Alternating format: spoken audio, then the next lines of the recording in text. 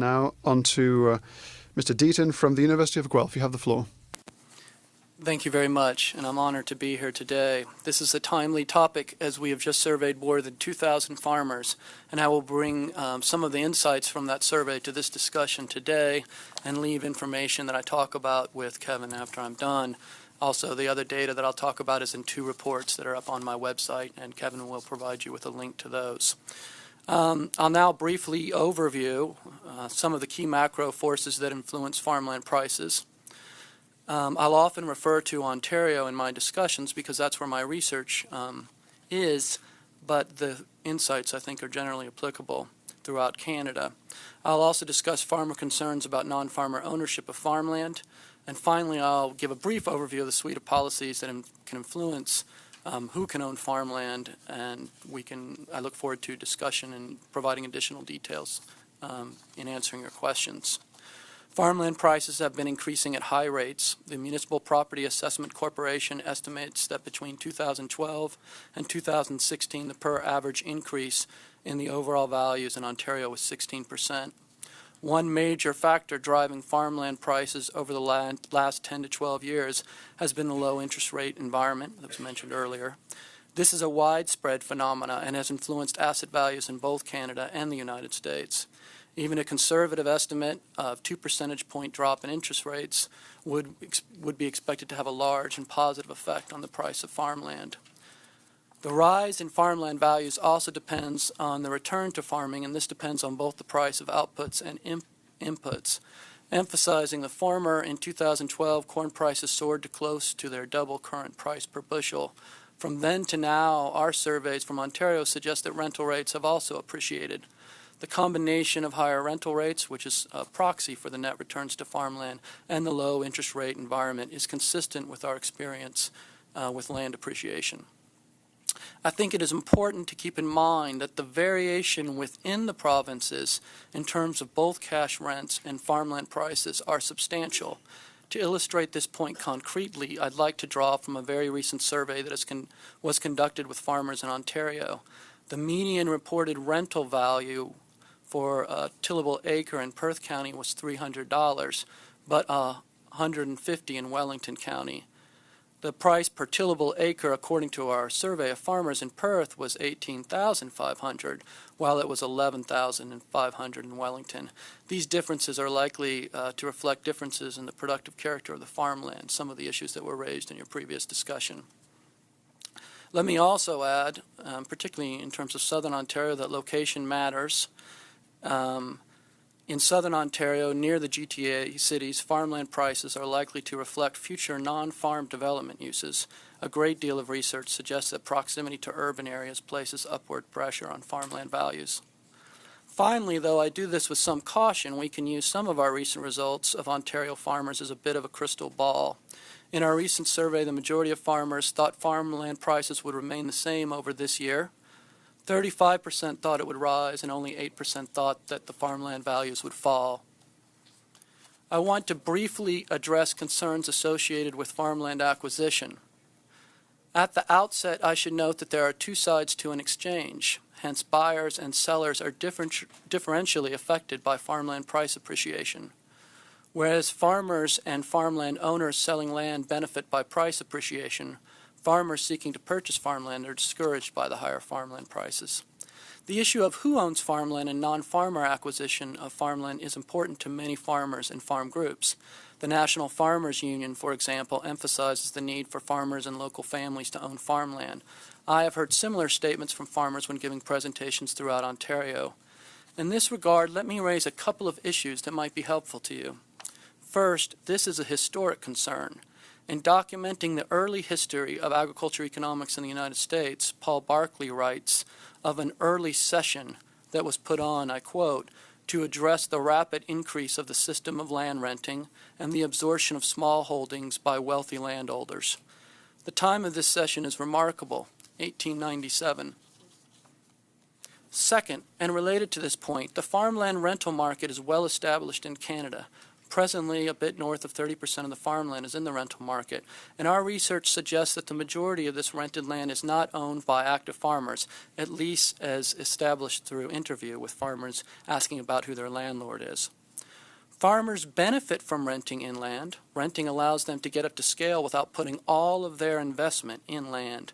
Non-farmers engaged in the rental market appear to be interested in holding farmland as an investment that has a return in both rents and potential land appreciation. Importantly, our research suggests that the majority of these non-farmer landlord renters are Canadians. In a 2000 survey of 207 farmers in southern Ontario, only 1% of farmers identified their landlords as foreign. This is a rather crude approach to doing this, and the data discussions that you had earlier, and perhaps we'll touch on later, I'd be happy to talk about this some more. Hence, investment in farmland and speculation on farmland values appear to be of far more interest to Canadians than foreigners. This low figure parallels data from the United States. Specifically, the U.S. Department of Agriculture identifies less than 2% of U.S. forest and farmland as being owned by foreign investors. It may be of interest to note that the country of origin with the highest ownership interest in the United States farm and forest land is Canada. In Ontario, for example, and I'd like to turn to some policy discussion, there are no restrictions on ownership of farmland. However, there are tax implications. Foreign owners of farmland are not eligible for the significant tax break on farmland that are afforded to Canadian citizens. Other provinces, for example Quebec, have more restricted policies that generally seek to limit to control who can own foreign farmland. Often foreign ownership of farmland is limited. These efforts may place downward pressure on farmland prices to the extent that they diminish demand. However, to the extent that these policies significantly offset the fundamental macro drivers that we both discussed, this is unclear to me. According to FCC data, Farm Credit Canada, for the year 2015, Quebec farmland increased by nearly 10%, while Ontario farmland appreciated by 7%. I'm prepared to discuss a range of additional policies issues, including zoning, green belts, and generally to discuss data collection needs as well. Thank you. Merci beaucoup. Thank you very much. You know, our mandate for our Agriculture and Forestry Committee has been sent to us by the Senate. Senators of this committee are very interested in the future. When a country is well fed, it does not concern itself with who feeds it. There are no issues in supermarkets at the moment because we know that there is plentiful supply. But what of tomorrow? Who will produce tomorrow and who will own the lands tomorrow? Will it be the farmers themselves, or will it be farm workers? That is one of the concerns that we have here around the table with regards to farmland transfer and acquisition, be they ancestral or familial.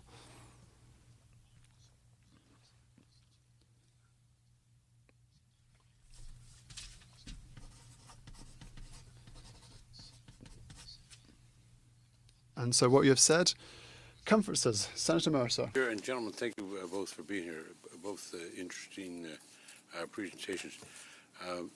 Mr. Deaton, you talked a bit about land rental, and presently a bit north of 30% of farmland is in the rental market. Your research suggests.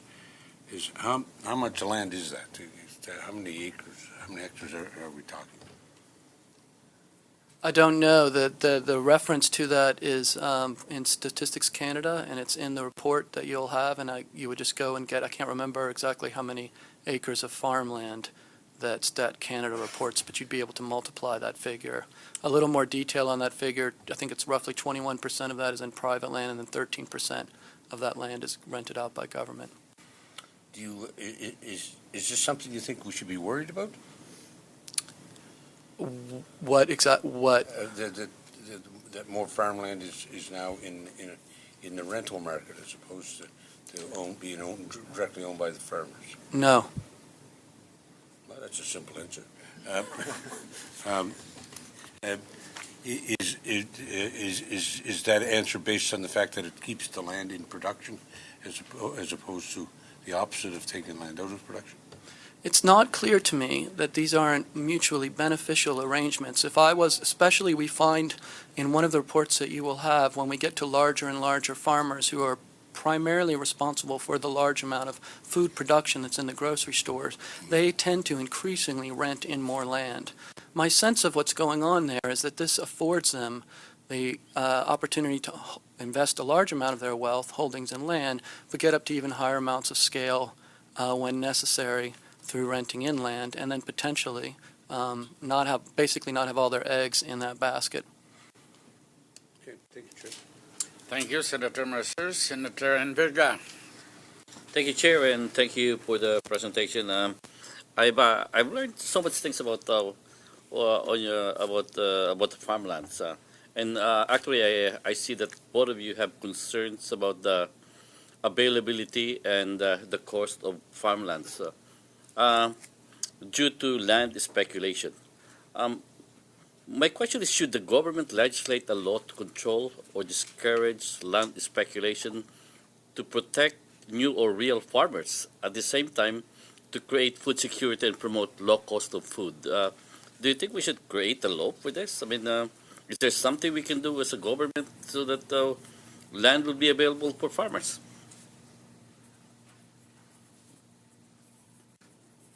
And maybe to control encroachment of urban areas to our farmlands. I mean, is there something that we can do, we should do?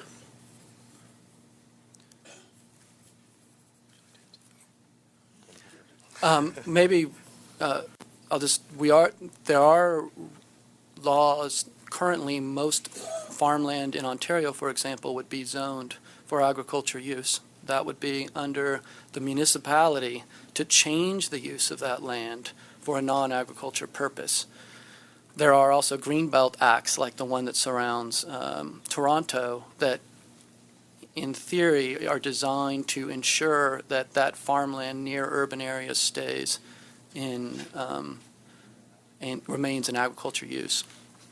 So those are the kind of so there are land policies that are in place right now that identify land in agriculture, and there are policies that attempt to strengthen them. So are you asking if there should be a federal? Yeah, federal law, yeah, that's right, yeah.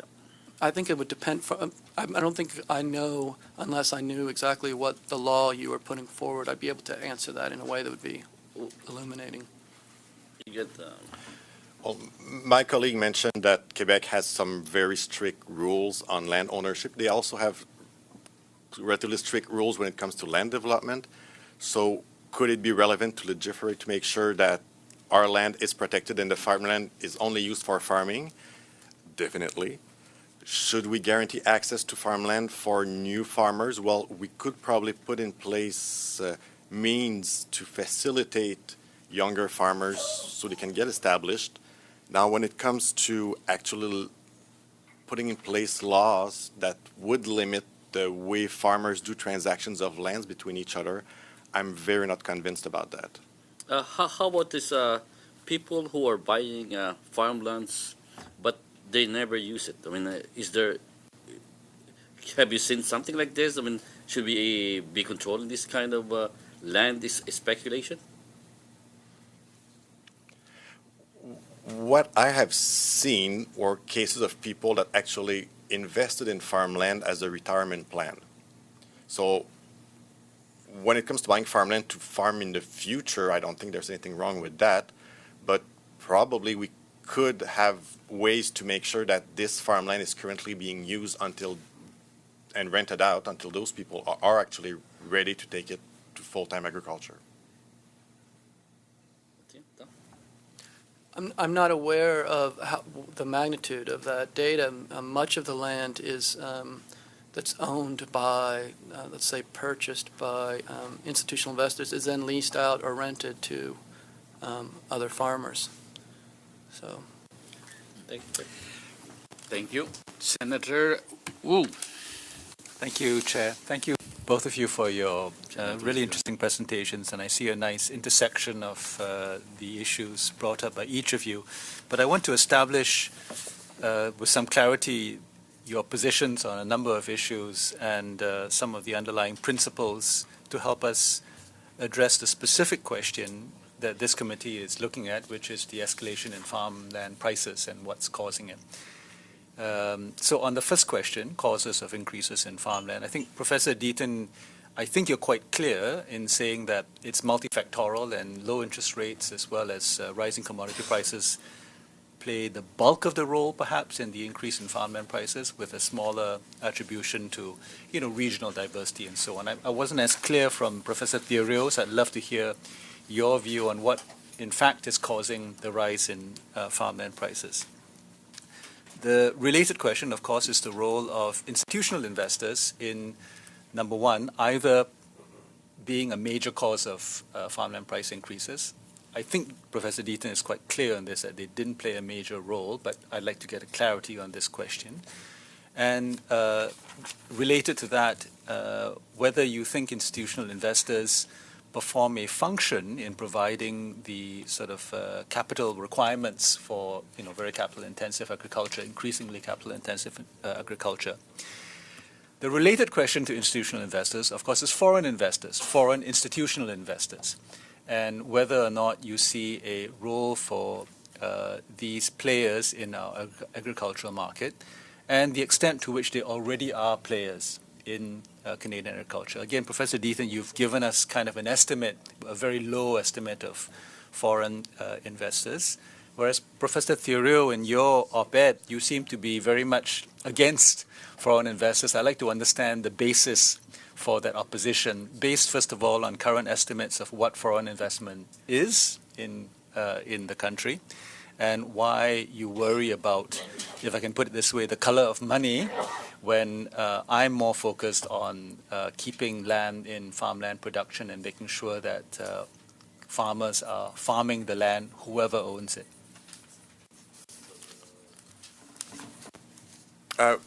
When it comes to causes for farmland value, I totally share my colleagues' arguments on low interest rates, good grain prices, and I did talk about the quota effect for Quebec and Ontario, where producers had a chance to reinvest in farmland. To answer your question about foreign institutional investors, it's not as much as I do not believe in foreign, or as you mentioned, the color of money. It is more a case of Canada having a Nordic type agriculture, and I really don't see it as being as interesting as other countries that can produce year-round when it comes to investing in farmland from farm investors' perspective. Now, institutional investors, whether they're local or domestic or foreign, I think will have the same ultimate goal. If there is return to be made on farmland, the temptation for investment will be there. So in the end, I think the result will be the same whether they're local institutional investors or foreign institutional investors. Why do you say the need to fight foreign capital, though? Maybe the English translation is bad in the La Presse op-ed, but in the last paragraph you talk about the need to fight foreign capital. Well, I meant it as a way where farmland should be used to feed people. Agreed. And therefore, if we have farmland in Canada, it should be used to feed Canadians. Now, if foreign investors are to invest and lease out land to Canadians, my argument does not hold anymore. Voilà. I agree. Merci. And we use agricultural land, of course, to feed all sorts. We export a large amount of our agriculture product. It's important. So maybe I didn't agree with that part. We use our agricultural land in the entrepreneurial way that farmers pursuing their interest have done that in a way that's been beneficial to them and I think to our country as a whole. Thank you very much. Merci. Merci beaucoup, Sénateur. Sénateur Dagenet. Now on to Senator Dagenet. Thank you, Chair. Thank you, witnesses. My question is for Mr. Thériault. You spoke about the opportunity to sell one's land in order to benefit from capital whilst retaining the permission to grow crops on it. It's a temporary and renewable permission. Have you profiled those who would be interested in this kind of investment, selling their land for capital and then renting the land. Do you think that this will be speculative over time? I don't have the profile of the investors who will buy the land. In my experience, those who want to enter into this agreement is people for whom their future is not guaranteed, and so they will try to divest themselves from a part of their company for their retirement whilst continuing to produce. Someone who comes at the beginning of their 60s could be happy with renting their land for 20 years, even though some people think it's eternal. So you mean a producer who could one day become a senator? Who knows? Well, thank you, in any case, for your answer. In the region in which I worked a number of years ago, I knew a number of farmers who did such a thing. They sold their lands, but they kept the right to grow and farm. It's good for their retirement, but it wasn't a guarantee for the next generation. There are also inverse examples where farmers stop producing because there is not a next generation. They will rent out their land to other farmers. Thank you very much, Tario. Thank you. Thank you, Senator Desjardins. Now, on to Senator Tardif. Thank you, Mr. Chair. A number of my questions have already been asked, but I would like to touch back upon a comment that we heard from representatives from a Quebec organization about the next generation of farmers that proposed a system of priorities for selling farmland. First of all, the land will be sold as a priority to the next generation, and then to people who farm currently, and then to other potential stakeholders. Do you believe that this kind of system would be efficient in Canada?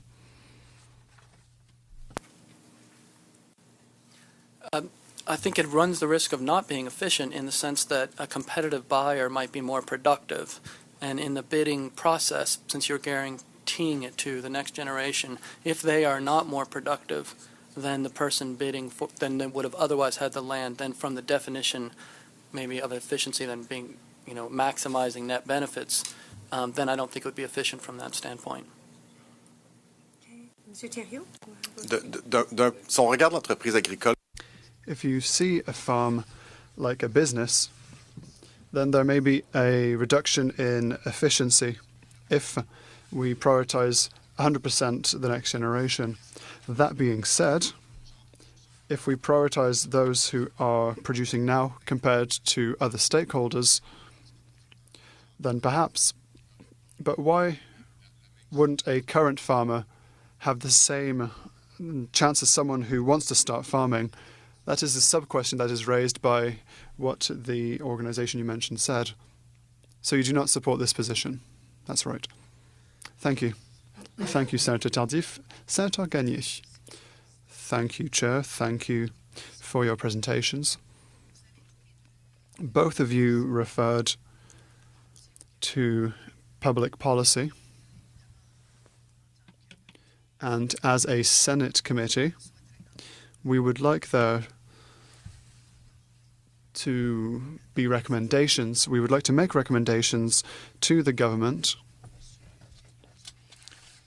Mr. Thériault, in your article in La Presse, in the last paragraph, you mentioned that it would be important to have a national agricultural strategy that is clear and effective. Could you describe national agricultural policies that would be, in this case, effective? Well, I see that my past is catching up with me. Some provinces have enacted a number of rules as a framework to farmland acquisition. What I wanted to say is that without entering in provincial jurisdiction, a direction should be taken at a national level to better tailor or better harmonize legislation from one province to the next. In Ontario, anyone can buy land, whereas in Quebec there are restrictions on the land area and one's residency status, as is the case in PEI. In the last paragraph of my article, had to do with the fact that if federal wants to have its say in farmland acquisition, it should be part of a collegial approach in order to try and harmonize provinces so that at least there could be a general basis between provinces. Thank you. Mention policy issues, and you did say that you were probably prepared to discuss a range of additional policy issues, including zoning, green belts, and data collection needs. Briefly, could you give us your view on these additional policy issues? Well, the point about zoning is I think I kind of touched on it earlier, but that one of the policies that will determine whether land remains in agriculture, regardless of who the landowner is the underlying zoning, which is changed typically at the municipal level, but there are provincial overrules of that. So that's important to keep in mind, because you can have changing ownership of farmland, but the underlying zoning of how land can be used can remain the same. So it's a dimension of policy. And that's, of course, related to something like the green belt. It's important to keep in mind that the majority of people do live in cities. There are tremendous agglomeration effects of cities, and so that it is natural in some sense that those places would want to and near to transform farmland into urban housing. And so that's always something to consider as well, the value of the farm versus the value in near urban areas of it in housing, for example. The issue that I do think is very important, because it has raised concerns, and people, when there isn't really good data on something like foreign ownership of farmland and forest land, as there is in the United States, people start to speculate quickly on what that might be. I cannot say with certainty that I know what that is. I can say that in the United States, where they collect data, foreign ownership is very, very small, with Canadians being the largest foreign owner. And I do think one role of policy might be to support the clear collection of data in this regard, to clarify these issues, and so we can address them if they become more concerning. Thank you. Merci beaucoup, Senator. Thank you, Senator Gagné. Now, on to Senator Bayak. Thank you very much, Chairman. My question was very similar to Senator Gagnon. I wondered if you could tell me what your ideas were for the framework for the federal government to work with the provinces and municipalities to develop that. Did you see a committee or a task force? Just to clarify, with respect to collecting data? No, with a strategy for land use. The provinces control it right now, and the municipalities, and you've both suggested a federal government role in a framework. I don't recall that I did. Oh, I'm sorry. I Sorry. thought your last one, when Senator Gagnon asked you about your policies. Okay, so I'll leave it to Mr. Terrio then. How do you see the framework working? I would see it as a form of task force. I think it would be important that provinces agree on the level of control, if we can call it control, they want to establish. Definitely preserving farmland for farming should be the top priority in the end, and limit urban expansion up to a point, and then look at maybe land ownership, because I'm a strong believer that one of the main drivers of farmland prices are the farmers. Thank you very much. Thank you. Thank you, Senator Bex. Now, Senator Ho. Thank you, Chair. Thank you, witnesses. I had to be at another meeting, and so I'm late. Yeah, I have a question for you. Maybe you both could give me some feedback. I was told there is a pilot project going to be happening in Ontario to grow rice for locals and also for export, re-export to Asia. Yeah. So if there's a pilot project going on in Ontario for helping, I was told the climate here and certain part in northern part of China, the climate are very similar, and they believe the rice should grow well in Ontario. So for local consumption, majority will be for re-export. So what is your opinion on that? I'm not familiar with that project, but I will say that Canada exports agriculture products to China all the time, and I would basically view it within a similar context. the idea of experimenting with new crops that might be profitable to farmers is great. But I'm not familiar with that project, so. I'm not familiar with the initiative either, but I must agree with my colleague where Canada is an important exporter of food commodities, and as such, if it's possible to grow rice for exports. So do you agree that, the cooperation on agriculture development would be good for our export and food production? I'm not familiar enough with the issue to actually make a clear statement on it, so I will abstain. In a similar position. Okay, I'll get back to you for more details. Thank you. Maintenant, j'ai quelques... I've a couple of questions that are germane to the subject, in my opinion. We know that Quebec, for example, and PEI have laws that protect farmland. They have the strictest laws in that respect. In the 80s, I was in a different parliament, and I participated in the construction and suggestions to this law in question.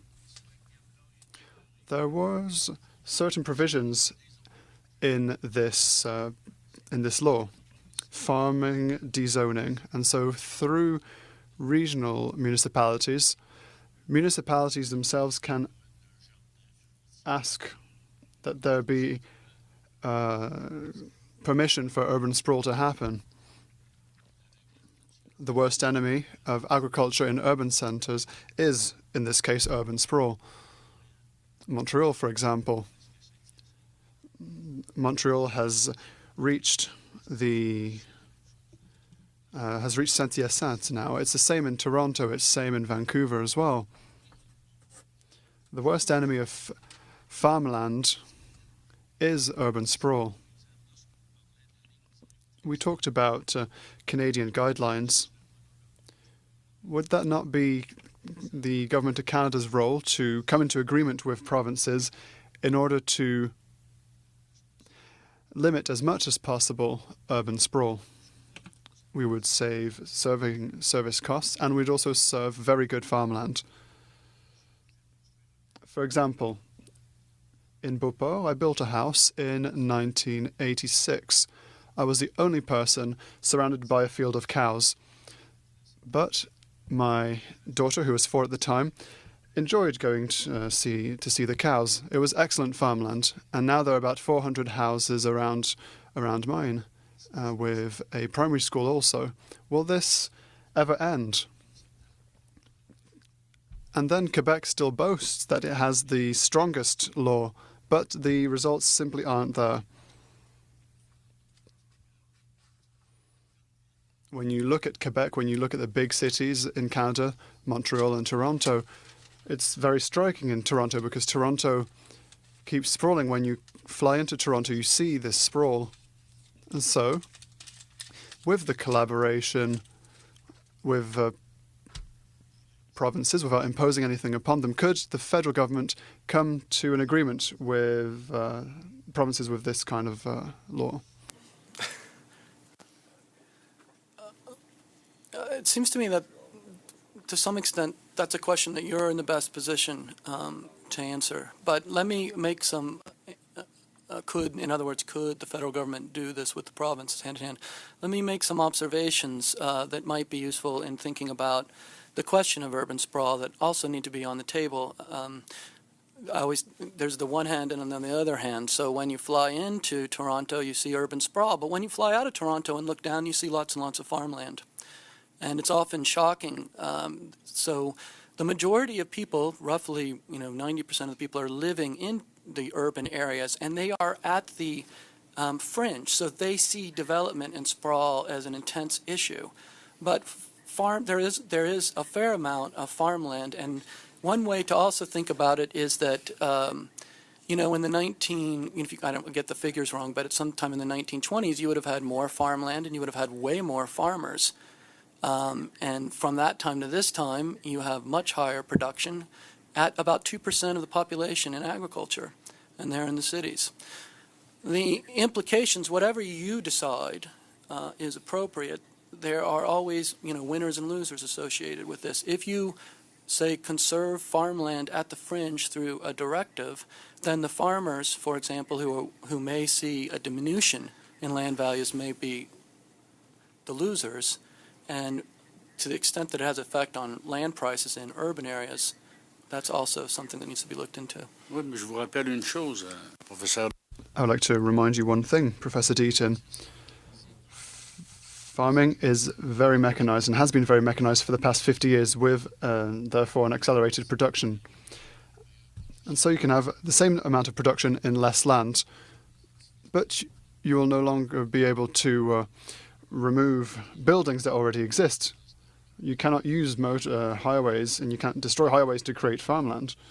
And so, whether we want it or not, urban sprawl removes productive farmland. This is a concern to our committee, because what will happen in 10, 15, 20 years, that is what the senators are thinking about.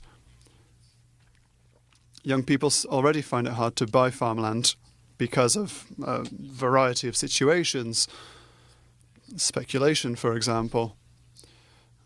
Farmland transfer, as another example. Then, on top of that, they have even less arable land to work with. I don't know if you saw that all federal government scientists came before us to say there are lands that are from Category 1 to Category 7. And there is a lot of Category 7 land in Canada. This is a concern. We have to send a report, rather, to the government where we will translate the concerns of the farming industry. As, of course, people aren't descending in the streets necessarily all the time to talk about agriculture, because at the moment there is no shortfall in farm. But the second you can't find carrots in a supermarket, then there will be riots in the streets, and it'll be too late, because there will be no more land to cultivate carrots, for example. And so what we're doing today is working for the future, and we have to work for the future, and we will table a report to the government, and the government will have to take it into consideration, and respond. And it's thanks to people, to you, who do continual research, continue to shout out about it, because people need to be aware of what's going on. Thank you very much for your witness evidence. Senator Wu. Very quickly, Senator Wu. So it's a follow-up from the chair's statement, and it reflects a kind of a premise or an underlying thesis that's been going through many of the witness testimonies and questions coming from this committee. And that thesis, that premise, is that there's going to be 9 billion people in this world by mid-century. We won't be able to feed them. Canada may have to be self-sufficient because there won't be enough carrots or some other crop and vegetable. Can you speak to this issue of, can we feed the world? Is there enough agricultural production to feed the world now? Is that really the issue that we need to worry about, or is it some other kind of distribution issue or marketization issue? Please. This is a big question, but it's very central to many of the underlying questions that we've been going through here. Well, with the increased yield and technology that we have, I think producing enough food to feed 9 billion people will not be the issue. I think the issue relies in the market access for those people. Can we get the food to the market, and can we get the consumers to the market? I agree with that. I think it will also depend on the trust trade relationships between countries in order to get to those countries that have shortfalls of food. And that'll be an important aspect, along with the production, perhaps even the hardest one. Merci infiniment, messieurs. Many thanks, gentlemen. Safe trip home.